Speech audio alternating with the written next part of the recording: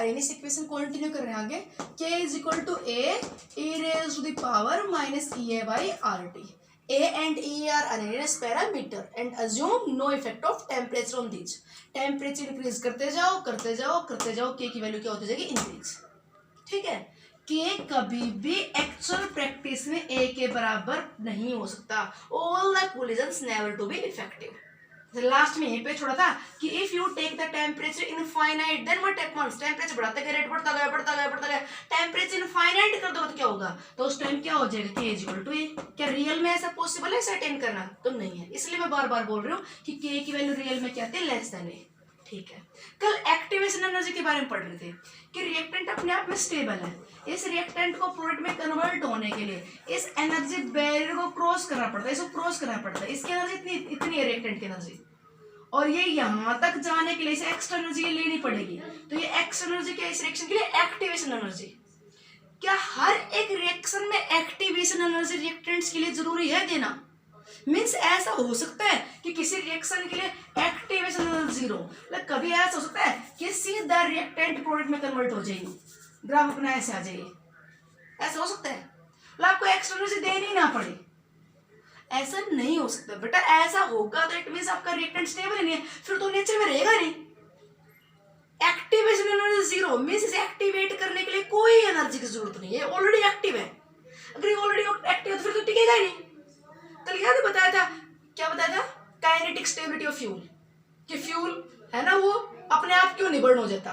Fuel की combustion के लिए डेल्टा जी की वैल्यू लार्ज नेगेटिव होती है, फिर भी काइनेटिकली फ्यूल स्टेबल है। तो उसकी स्टेबिलिटी कौन बताता है, काइनेटिक्स।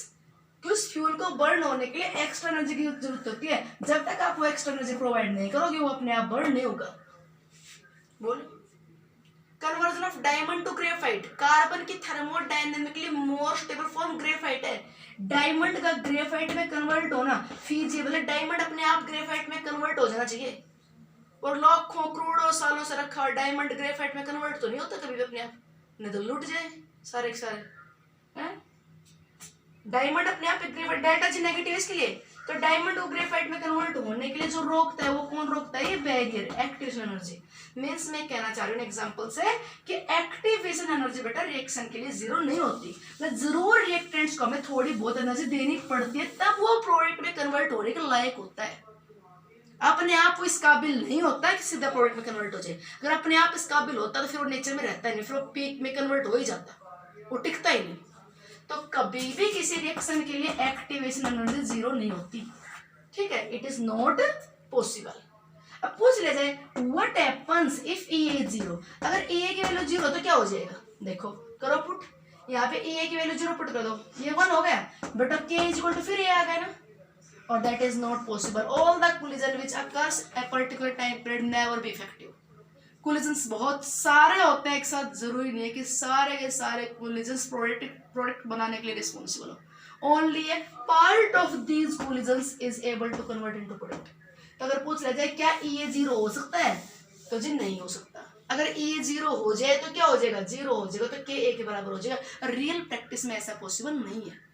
क्या एक्टिवेशन एनर्जी नेगेटिव हो सकती है, मतलब किसी रिएक्टेंट को थोड़ी एनर्जी रिलीज करनी पड़े फिर वो P में कन्वर्ट हो, एनर्जी देख के और फिर P में कन्वर्ट हो, ऐसा हो सकता है, वो भी पॉसिबल नहीं है बेटा। अगर एक्टिवेशन एनर्जी नेगेटिव होगी, माइनस रखो, माइनस माइनस क्या हो गया, प्लस ए, ई की पावर क्या होगी, EA बाई RT, मीन्स क्या हो गया, K ग्रेटर देन A, मतलब कोलिजन हुए 100 और रिएक्टेंट प्रोडक्ट में कन्वर्ट होगा पर सेकंड 110। ये collision frequency, number of collision takes place per second, माने कितने में 100, और अगर K की वैल्यू ज्यादा, ये रेट कांस्टेंट, ये पता रेट ऑफ फ्रिक्शन, ये पता चेंज इन कंसंट्रेशन पर सेकंड, और पर यूनिट टाइम मान लीजिए कन्वर्ट हो गया प्रोडक्ट में 110, ऐसा पॉसिबल है क्या? कोलाइड हुए 100 और बढ़ गए प्रोडक्ट 110, नेवर। कोलाइड होंगे तभी तो प्रोडक्ट बनेगा, तो कोलाइड जब 100 हुए तो प्रोडक्ट उससे ज्यादा कैसे बन जाएगा? तो K की वैल्यू मेरे भाई ना तो A के बराबर हो सकती है, K की वैल्यू ना ग्रेटर देन A हो सकती है। K की वैल्यू क्या आती है रियल में, less than A, means activation energy 0 not possible. Activation energy reaction के लिए क्या होती है, हमेशा पॉजिटिव। हाँ, थ्योरेटिकली आप 0 अज्यूम कर सकते हो, न्यूमेरिकल में हो सकता है कि the the activation energy for reaction is assume to be 0, ठीक है, तो अज्यूम कर सकते हो, रियलिटी में 0 नहीं होती। क्लियर? चलो जी, अब हम ना न्यूमेरिकल करने के लिए बेटा इसके लॉग फॉर्म लेते हैं। ये तो है exponential form of Arrhenius equation. ये तो क्या है? Exponential form of Arrhenius equation. इसको ग्राफिकली रिप्रेजेंट करना हो, ये ले लिया रेट कांस्टेंट वर्सेस टेम्परेचर। बोलो कैसे ग्राफ आएगा? Rate constant versus temperature. बेटा एक्सपोनेंशियल, टेम्परेचर बढ़ाते जाओ, रेट कांस्टेंट एक्सपोनेंशियल इंक्रीज होता जाएगा। ठीक, अगर हम इसके लिए log form, taking log both side, log form ले रहे हैं, taking log form both side, log ले लीजिए। तो natural log of K is equal to natural log of A log M plus N. तो लॉग एम और plus log N, natural log और exponential cut गया, क्या गया? Minus A by R T. ठीक है जी। तो बेटा इसको लॉग बेस 10 में कन्वर्ट कर दो, अपने पास टेबल लॉग बेस 10 वाली होती है। तो 2.303 से मल्टीप्लाई, 2.303 से मल्टीप्लाई थ्रू 2.303 से डिवाइड कर दो। मतलब समझ गए कि मैंने लिख दिया 2.303 लॉग ऑफ के, 2.303 लॉग ऑफ ए, 2.303 से थ्रू डिवाइड कर दो तो क्या हो गया? log k is equal to log a minus E upon 2.303 R T. ये आ गया बेटा एक्सपोनेंशियल फॉर्म। अपने को इसकी भी न्यूमेरिकल मिलेंगे। एक ही बात है, ये क्या है? आर्हेनियस इक्वेशन, ये भी आर्हेनियस इक्वेशन है। आर्हेनियस इक्वेशन की क्या ले ली मैंने? Log form. ठीक है, तो न्यूमेरिकल्स के लिए एक बार इसको ज्यादा यूज करते तो लिख दे यहाँ पे Arrhenius equation also represented as, क्या लिख देते हैं? log of k is equal to minus E A upon 2.303 R T plus log A. ये हो गया। क्लियर? ये लिख दिया। ये क्या? Arrhenius equation k is equal to A raise to power minus A by R T. और अब लास्टली हम पहुंच गए बहुत इंपॉर्टेंट पार्ट पे, न्यूमेरिकल से पहुंचने वाले हैं। एक बार इसको ग्राफिकली रिप्रेजेंट कर दें। Compare it with the equation of line y is equal to M X plus में सी। यहाँ पे m तो हो गया, ये m है।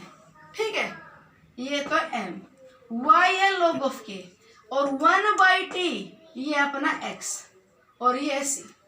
तो compare it with the equation of line. हमने ग्राफ ले लिया बेटा अब log of k versus x axis के अलोंग क्या ले लिया मैंने? Reciprocal of temperature, reciprocal of temperature. ठीक है, log of k versus reciprocal of temperature. समझ रहे हो?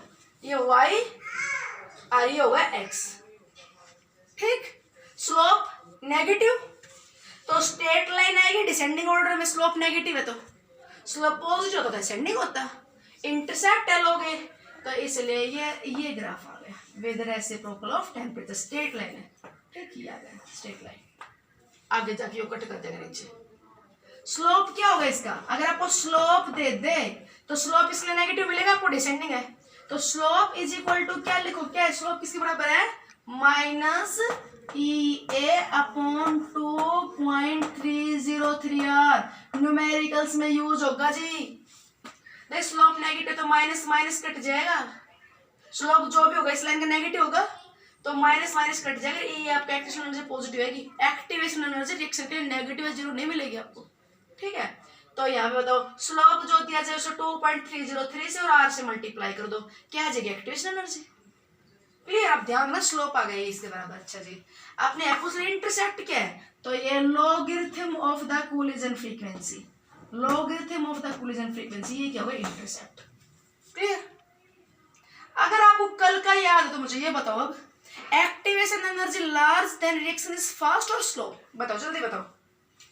मैं क्वेश्चन लिखती हूँ, इतने मुझे फटाफट बताइए। बता दिया? एक्टिवेशन एनर्जी और रेट ऑफ रिएक्शन में क्या रिलेशन है? क्वेश्चन लिख रहे मैं log of k versus reciprocal of temperature और आपको ये ग्राफ दिया हुआ है। ये ठीक, यस एंड सेम है।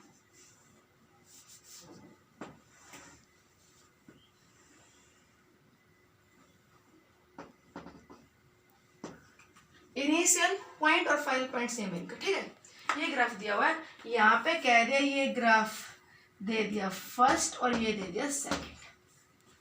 और अब ये पूछ लिया जाए आपसे कि एक रिएक्शन के लिए ग्राफ ये वाला है और सेकंड रिएक्शन के लिए ग्राफ ये वाला है, और आपसे ये पूछ लिया जाए बताओ विच रिएक्शन इज फास्ट, कौन सी रिएक्शन है फास्ट है, विच रिएक्शन इज स्लो, ये कह दे बेटा। एक्टिवेशन एनर्जी लार्ज तो रिएक्शन स्लो और फास्ट, एक्टिवेशन एनर्जी लार्ज और रिएक्शन कैसी होगी स्लो। जितना हम दूसरों पे डिपेंड करेंगे उतना ही अपना काम धीरे होगा। एक्टिवेशन एनर्जी, एक्टिवेट होने के लिए जो हमें एनर्जी लेनी पड़ेगी, एक्टिवेशन एनर्जी जो एक्टिवेट होने के लिए हमें बाहर से एनर्जी लेनी पड़ेगी, और हमें बाहर से जितनी ज्यादा हेल्प लेनी पड़ेगी उतना ही अपना काम धीरे होगा। मुझे बिजनेस करना है और बिजनेस करने के लिए मेरे पास रुपया होने चाहिए 10 करोड़, और मेरे पास तो भाई खाता खाली है ना। मैंने मांग रहा बाढ़ को 2 रुपये बच्चा, 2 रुपये मेरे पास अकाउंट है में रुपए कितने हैं, कितने कितने कितने हैं, मैं सच्ची बताऊं कितने भी नहीं है मेरे अकाउंट में रुपए हैं, झूठ नहीं बोलते, मान लीजिए 10 लाख, मान लीजिए अभी है नहीं मैडम मजाक कर रही है। चलो ठीक है, मुझे बिजनेस के लिए रुपए कितने चाहिए 2 करोड़, और मेरे पास मान लिया अकाउंट में है 10 लाख। अब बताओ मुझे 2 करोड़ देने के लिए कईयों से ही लेना पड़ेगा भाई, कोई दे देने मेरा बिजनेस शुरू या तो होगा ही नहीं, होगा ही नहीं मेरा तो बिजनेस शुरू, तो 2 करोड़ चाहिए।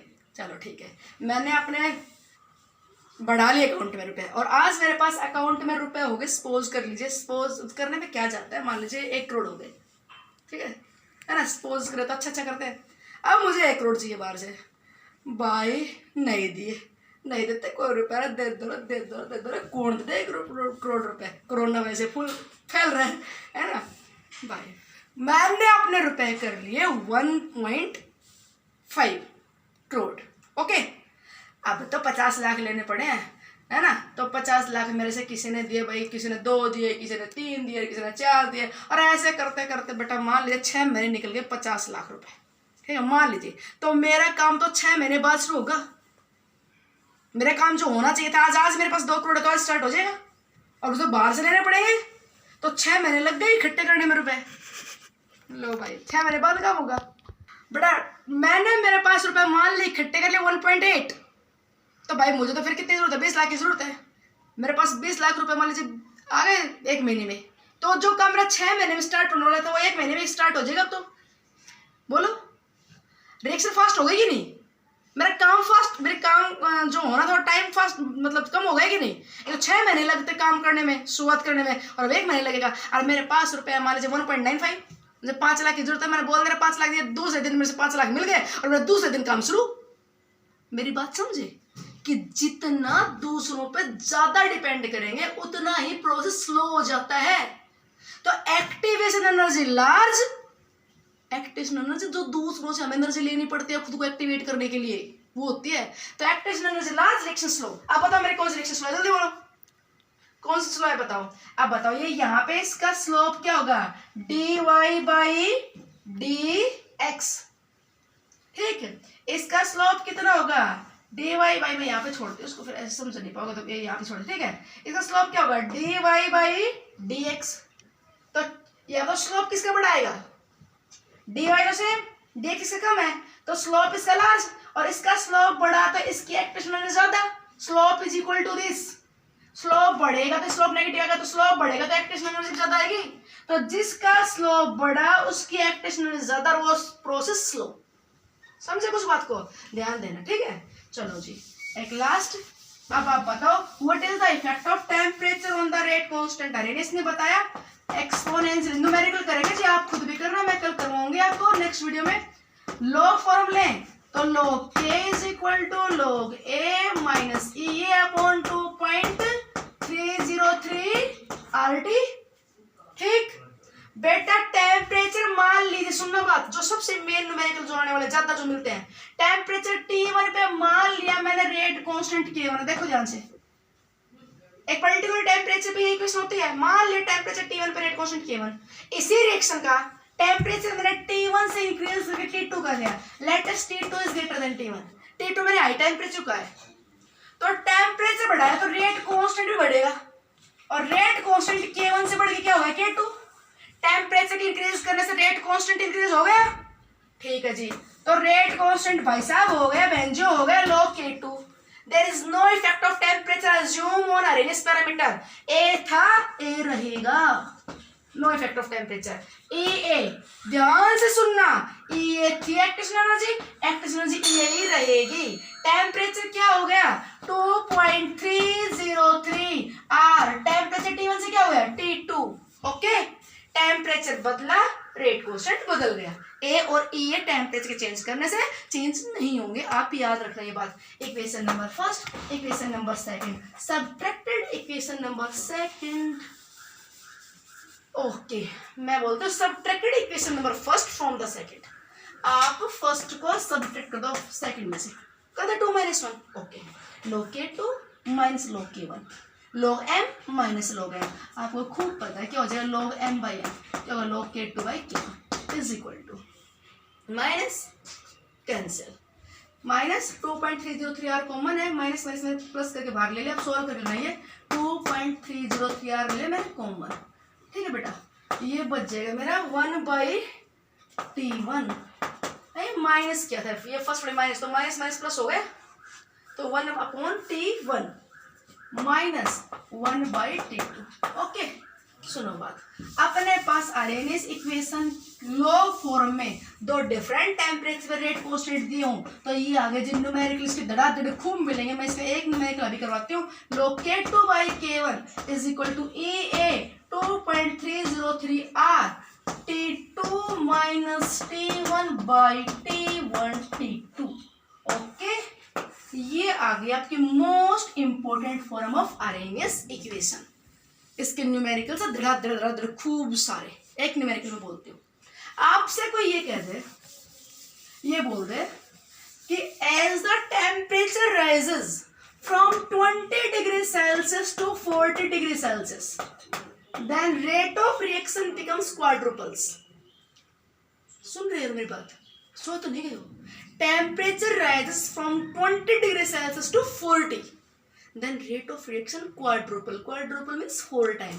कि जैसे टेम्परेचर आपने T1 से यहाँ T2 तक बढ़ाया, हमेशा आप हाई टेम्परेचर को T2 मानना। ठीक है, तो रेट ऑफ रिएक्शन R से 4R हो गया। Find the activation energy for such reaction. जिस रिएक्शन में ऐसा हुआ है उसकी आप एक्टिवेशन एनर्जी निकालिए।